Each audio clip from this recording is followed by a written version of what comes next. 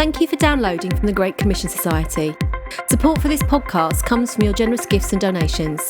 You can find out more about our global ministry and team at www.greatcommissionsociety.com.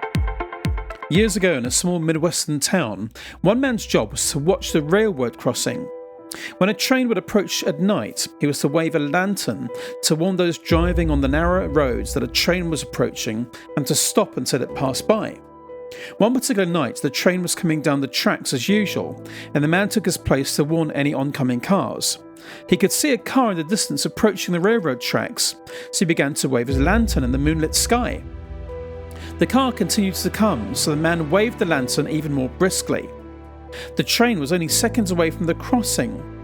The car was not even slowing down. The man could not believe it, so he waved the lantern even harder. Still, the car came. The car was almost at the track, and the train was about to pass. The man could not stand in the middle of the road any longer. Again, he frantically waved his lantern, and the car continued to come at full speed. Finally, the man jumped out of the way as the car sped by and was hit by the train on the tracks. Everyone in the car was killed. At the investigation, the grief-stricken man explained to the authorities how he tried to warn the oncoming vehicle, but it wouldn't stop. The officer in charge said to the man at the crossing, "Sir, you waved your lantern, but you forgot to light it." Jesus has called us to be lights to the world. It is our job to take the good news of the gospel to everyone we can. But it does no good to tell people about Jesus if the light within us is not shining. Without the light of Christ, we'll have a little impact. When people hear the word evangelism, they often think of either a large-scale evangelistic event or cold calling at the door. But do these evangelism methods make some Christians uncomfortable sharing their faith? Are there more fruitful methods of reaching people? Hello and welcome to our GCS podcast with author and evangelist Tony Anthony. Over the years, the term evangelism has grown to have some negative stereotypes. But could it be time to reclaim evangelism? What changes do we need to make to practically equip every church member to live as a missionary? How can we create an atmosphere of expectation for every member of the church to evangelise their immediate circle of influence? Let's join Tony as he explores the idea of network evangelism and explains how this underutilised approach is both culturally appropriate and personally achievable. Now, what I'm about to say should come as no shock to you, but most unbelievers have no interest in joining you this Sunday. Simply offering a good product isn't enough in this post-Christian world. It doesn't matter how cool your venue is, or how good your music is, or how tasty your coffee is, whether it's fair trade coffee or not, or how hip your pastor looks. The unbelievers who do show up are there because someone has befriended and invited them outside the walls of a church building. Most outsiders aren't waking up saying, "Oh, I wonder how good the coffee is in that church. I'm going to go and check it out." Or, "I bet the music's great there. I should go and visit them." No, generally speaking, this does not happen. Now, as kingdom builders, we have to overemphasize evangelism. It's a challenge for us to be both missional and also pastoral, a real tension that exists from the founding of your church. One church planter recently told me, "I just got started and I already have shepherding issues." But you see, if a church is to flourish, evangelism must be central to the life of the body. Now, over the years, two forms of evangelism have been most common: event evangelism and cold call evangelism. Indeed, when people hear evangelism today, they often think of either big events, crusades, or door-to-door outreach. The Lord has used both of these approaches, and in some contexts they continue to be very effective. However, in other places, particularly in many post-Christian contexts, these approaches are often less fruitful. Now, I don't want to insinuate for a moment that we should reject these approaches. We shouldn't. We need to use every method available to us. But I do want to highlight another approach that has historic precedent, one that's both culturally appropriate and personally achievable, and it's what I would call network evangelism. Now, network evangelism isn't an event, it's not a program, it's not something you only do on a Tuesday night at 6 p.m. No, it's a lifestyle. It's about living with gospel intentionality in the everyday rhythms of life. It's done among the people who fall into your current web of relationships. Now, when planting a church, network evangelism becomes a practical way to emphasize how every member can live as a missionary. There must be an atmosphere of expectation that every member of our church will always have 2 to 4 people in the incubator, the force field in which people are prayed for, given literature, the gospel shared with them, and brought to church and other events.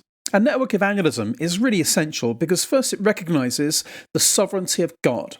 It develops a mindset that every person in our sphere of life matters, and it helps us remember that God has us living in this time and place in history, surrounded by particular image bearers he has sovereignly put in our path.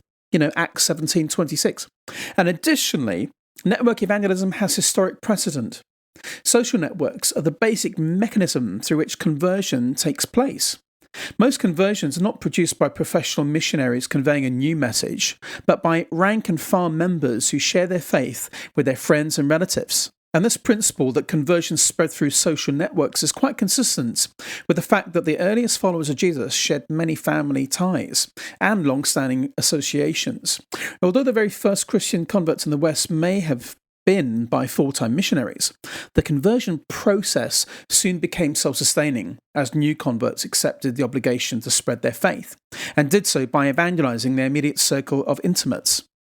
Did you see that? The movement advanced because new converts accepted the obligation to spread the gospel with their own circles of everyday influence.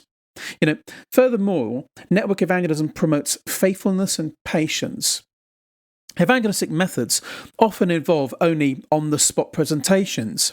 They can be at times impersonal as well.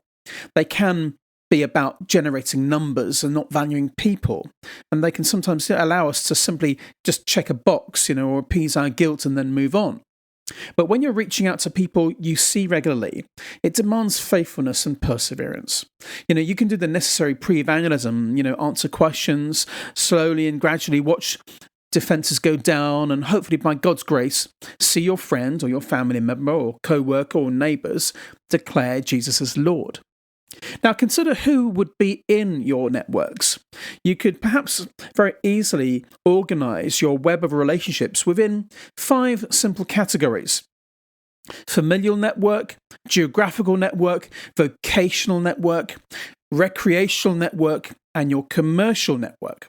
So in summary, what is that? The familial network, well, that will be in your family. Geographical, that will be people in your neighbourhood.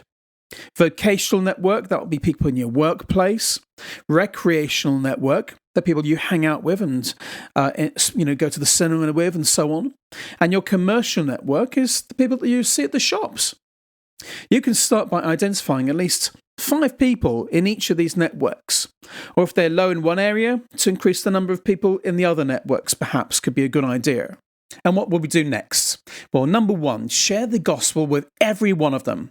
Look for various places where you can sow the seed of the gospel in their lives and talk about your faith. Let your friends know you're part of a church and see if they ask any questions perhaps. Listen to their problems of real concern and then seize the opportunity to address the problems with the gospel hope. Share some of your own struggles and talk about how you deal with them in light of your faith. Simply ask them what they believe and just let them talk. The next vital thing you need to do is pray for them. You'll be so surprised what happens when you begin to pray for the people in your path and people that you've shared the gospel with. And you may experience the joy C.S. Lewis expressed when he said, "I have 2 lists of names in my prayers.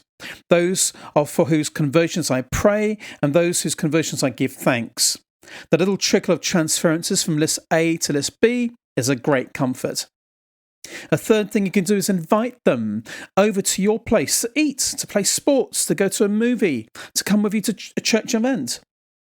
Consider ways of serving them. Identify a way that you can bless those in your networks. Babysit for them, pick up groceries for them, cut their grass, and so on. And finally, give resources to them. Ask them maybe to read a good testimony book or an article, or to listen to a sermon or a podcast, and then discuss these resources with them. So using a variety of approaches, whether that'll be event evangelism, cold call evangelism, or network evangelism, really may God use ordinary saints like us who overflow with a love for Jesus to lead outsiders to faith as we live with gospel intentionality in our everyday networks. We hope you enjoyed the message. Please subscribe and leave a rating and review to help others find our podcast. At GCS, our mission is to communicate the gospel message relevantly to every person in the world. One way we do this is by providing practical resources to help you grow in your faith and present the Christian faith across different cultures. You can find out more about our resources at www.greatcommissionsociety.com. If you would like to donate to our efforts, be sure to contact us, or you can donate online. GCS is a listener-supported ministry and is chaired by a board of directors in Edinburgh, UK.